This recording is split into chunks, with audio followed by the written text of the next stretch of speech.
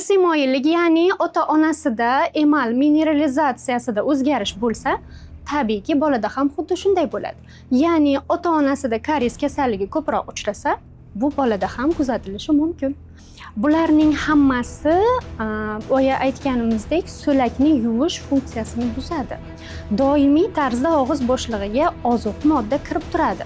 Undan tashqari ayrim kasalliklar, masalan, adenoid giperplaziyasida xalqimizda uni burnida go'shi bor ekan deyishadi. Nega bolalarning tishlari tez chirib ketmoqda? Nega bolalarda karies kasalligi ko'p uchramoqda? Assalomu alaykum.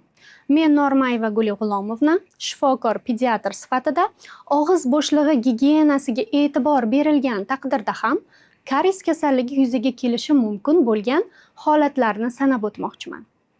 O'zi organizm tishlarni qanday himoya qiladi? Biz bilamizki, tish tirik organ. Uning usti eng qattiq emal qoplam bilan qoplangan. Bizning og'iz bo'shlig'imiz doimiy tarzda so'lak ishlab chiqarib turadi va bu so'lak og'zimizdagi tishlarni doim tozalab turadi. Uning tarkibidagi lizotsim esa bakteriyalarni o'ldirib turadi. Demak, tishning emal qavati mustahkam bo'lsa hamda so'lak normada ishlab tursa, karies rivojlanmaydi. Biz bilamizki, Markaziy Osiyo hududi quruq va issiq iqlim mintaqa hisoblanadi. Bu mintaqada yashovchi insonlar organizmida suvsizlanish tez-tez rivojlanib turadi. Va natijada tabiiyki so'lak ishlab chiqarilishi kamayadi. So'lak ishlab chiqarilishining kamayishi tishlar yuvilishiga ta'sir ko'rsatadi va karies ko'proq rivojlanadi. Demak, issiq iqlimli o'lkada yashovchi insonlarda karies kasalligi ko'p uchraydi. Shunday ekan, biz tish gigiyenasiga boshqa hududlarga nisbatan ko'proq e'tibor berishimiz kerak. Ikkinchi sabab, irsiy moyillik, genetik buzilishlar, embriogenezdagi o'zgarishlar. Irsiy moyillik, ya'ni ota-onasida emal mineralizatsiyasida o'zgarish bo'lsa, tabiiyki bolada ham xuddi shunday bo'ladi. Ya'ni ota-onasida karies kasalligi ko'proq uchrasa, bu bolada ham kuzatilishi mumkin. Genetik buzilishlar bu hozirgi kunda asosiy muammolardan, ya'ni homilador ayol ham to'g'ri ovqatlanmaydi. Gazli ichimliklar, shirinliklar, fast foodlar hayotida juda ko'p. Va homiladorlik davri, ya'ni embriogenezda homila 2 oyligida, homila 8 haftaligida uning tish kurtaklari rivojlanishni boshlaydi. Shu paytda onani organizmida defitsitlar bo'lsa, onada noto'g'ri ovqatlanish yoki salomatligida muammo bo'lsa, demak undan tug'iladigan farzand umri davomida tish kasalliklari bilan qiynaladi. Shunday ekan, farzandlarimizning tishini salomatligini ular tug'ilishidan oldin, hatto homilador bo'lishdan oldin o'ylashimiz kerak. Keyingi sabablardan yana biri bu vitamin D yetishmovchiligi hamda kalsiy fosfor almashinuvining buzilishi. Bu o'z-o'zidan keyingi sababga, ya'ni noto'g'ri ovqatlanishga borib taqaladi. Bilamizki, tishning 96% minerallardan, ya'ni anorganik moddalardan iborat. Qolgan qismi esa oqsil va suvdan iborat. Demak, bola ratsionida minerallarning to'g'ri proporsiyada berilishi, oqsilga boy ovqatlanish emalni mustahkamligini ta'minlaydi va bunday bolalarda karies kamroq rivojlanadi. Undan tashqari rejimsiz ovqatlantirish, ya'ni biz gohida bolalarimizga pechenye, non bo'lakchasini yoki sokchalarni ovqatlanishdan tashqari vaqtlarda berib qo'yamiz yoki konfet bo'lishi mumkin ham. Bularning hammasi boya aytganimizdek so'lakni yuvish funksiyasini buzadi. Doimiy tarzda og'iz bo'shlig'iga ozuq modda kirib turadi va buni natijasida chala hazm bo'lgan oziq bo'lakchalari o'zidan sut kislota ishlab chiqaradi. Sut kislota emalni yemiradi. Bir ovqatlanishdan keyin 3-4 soat davomida odamda ovqatlanish bo'lmasligi kerak. Orada faqat suv ichib turishga ruxsat beriladi. Chunki so'lak og'izni tozalab olishi uchun bizda 3-4 soat vaqt ketadi. Keyingi sabablardan biri bu so'rg'ichlardan uzoq muddat foydalanish. Men shifokor sifatida o'zi so'rg'ichlarga qarshiman.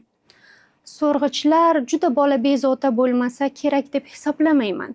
Xo'p, ular qanday ta'sir ko'rsatadi? Mayli bakteriya tushishi, infeksiya, gigiyenaga ortiqcha e'tibor u haqida gapirmayman. Men so'rg'ichlarni umumiy ta'sirini aytmoqchiman. Ya'ni uzoq muddat so'rg'ichlardan foydalanish natijasida tish deformatsiyasi, undan tashqari difukus o'zgarishi, ya'ni so'rg'ich so'rar ekan, bolani mana bu qismi o'sishni boshlaydi. Bu qism o'sar ekan, yuqori qism ichkariga tortiladi. Bu yoq chiqyapti, burunning nafas o'tadigan qismi ichkariga tortilyapti va bu bolani burun orqali to'liq nafas olishiga kelajakda ta'sir ko'rsatadi. Tabiiyki bola keyin og'zini ochib yuradi, og'iz orqali ham nafas olishga harakat qiladi. Natijada og'iz quriydi, so'lak ishlab chiqarish kamayadi va karies rivojlanishiga muhit yaratib beramiz. Undan tashqari ayrim kasalliklar, masalan, adenoid giperplaziyasida xalqimizda uni burnida go'shi bor ekan deyishadi. Demak, adenoid giperplaziyasi, allergik rinit, burun to'sig'i deformatsiyasi, poliplar va boshqa burun nafas yo'llariga, yuqori nafas yo'llarida nafas o'tishiga xalal beruvchi kasalliklarning rivojlanishi ham keyinchalik bolani og'zidan nafas olishiga, xurillab uxlashiga sababchi bo'ladi va bu so'lak ajralishiga ta'sir ko'rsatadi, og'iz qurishi yuzaga keladi va natijada bolada karies rivojlanadi. Ayniqsa bu old tishlarida. Ko'chada ko'rasiz yoki jiyanlaringizda ko'zingiz tushgan, old tishlari to'kiladi. Farzandingizda ham bu yuzaga kelgan bo'lishi mumkin. Bu paytda lor bilan ham maslahatlashish kerak bo'ladi. Ya'ni old tishlari doimiy quruq, so'lak bilan yaxshi tozalanmaydi va natijada old tishlarida karies rivojlanishi mumkin. Undan tashqari ayrim dori vositalari ham karies rivojlanishiga sabab bo'ladi. Masalan, ayniqsa antibiotiklar. Hattoki stomatologiyada antibiotik gipoplaziyasi tashxisi ham qo'yiladi. Ya'ni antibiotiklarni ko'p qo'llash natijasida og'iz bioflorasi buziladi. Tishlarning mineralizatsiyasiga ta'sir ko'rsatadi va bolada karies yuzaga kelishi mumkin. Ayniqsa bu tetratsiklin qatori antibiotiklarda yuzaga keladi. Shu sababdan bolalarda biz tetratsiklin gruppasini qo'llashda ehtiyotlik bilan qo'llashimiz kerak bo'ladi. Undan tashqari nevrologik dorilar. Ayrim nevrologiyada ishlatiladigan dorilar so'lak ishlab chiqarilishini kamaytiradi va milklarni o'stiradi. Va natijada og'iz bo'shlig'i gigiyenasiga ortiqcha e'tibor talab qiladigan bo'ladi.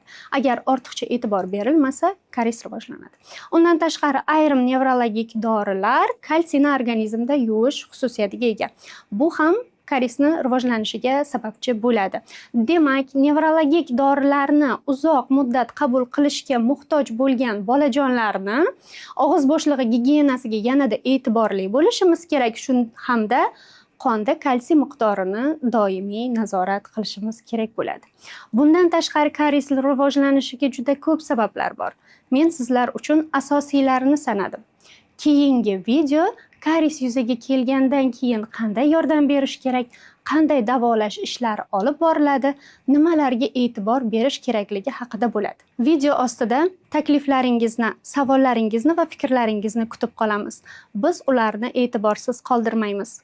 Salomat bo'ling.